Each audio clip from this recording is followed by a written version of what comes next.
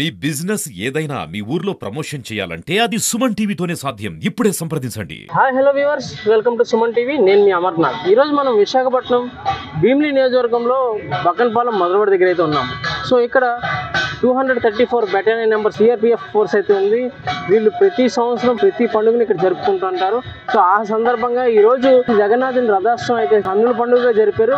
ఒకసారి దీనికి సంబంధించి ఇన్స్పెక్టర్ గారు ఒకసారి మనతో ఉన్నారు. అసలు ఆయన మాటలో తెలుసుకుందాం. సార్ నమస్కారం. నమస్తే అండి. జై జగన్నాథ్. జై జగన్నాథ్. సార్ ఇటువంటి అంటే పూరి జగన్నాథ్ గురించి మీ మాటలు.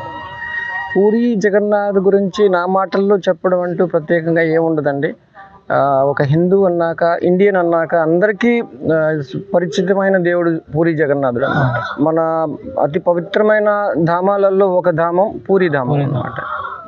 సో ఇక్కడ మాకున్న భక్తిభావం అనుకోండి, లేదా అక్కడ పూరి జగన్నాథుని ఆయన పట్ల భక్తిభావం ఎక్కువ ఉన్న జవాన్లు కానీ ఆఫీసర్లు కానీ ఉండడం అనుకోండి.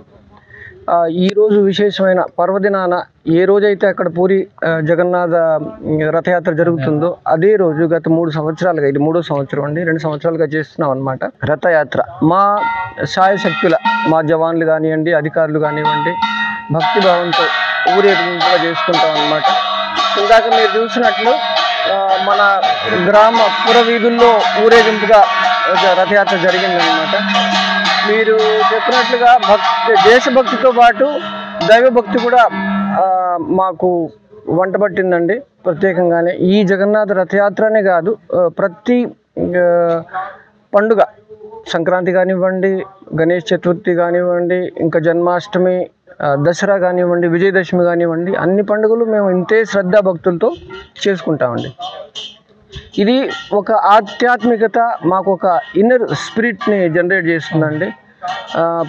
ఫ్యామిలీస్తో దూరంగా ఉండడం కానివ్వండి, మాకేదో ఒక రకమైన నమ్మకం అన్నమాట, మమ్మల్ని దేవుడు కాపాడుతాడని. అదేవిధంగా జనాలకి మంచి జరగాలని ఒక ఉద్దేశంతో చేసుకుంటూ ఉంటాం. ఇలాగే ఇక్కడ బక్కనపాళ్యంలో కంటిన్యూ అవుతుందని ఆశిస్తున్నానండి. సార్ తప్పకుండా అందరికీ, మీకు అలానే అందరికీ భగవంతుడు ఆశీస్సులు, పూరి జగన్నాథ్ ఆశీస్సులు ఎలవేళ్ళలో ఉండాలని మనస్ఫూర్తిగా మా తరఫున, మా సుమన్ టీవీ తరఫున కోరుకుంటూ థ్యాంక్ యూ సో మచ్. తప్పకుండా థ్యాంక్ యూ అండి, థ్యాంక్ యూ సో మచ్. అదేవిధంగా సకల జనాలకి, మన ఆంధ్రప్రదేశ్ ప్రజలకి విశేషించి మంచి జరగాలని, మన రాష్ట్రం అభివృద్ధి చెందాలని కోరుకుంటానండి. ఆ జగన్నాథుని ఆశీస్సులు తప్పకుండా మన వాళ్లకు, మొత్తం దేశవాసులందరికీ, ప్రతి మానవాళికి కలగాలనేసి కోరుకుంటానండి. Thank you very much.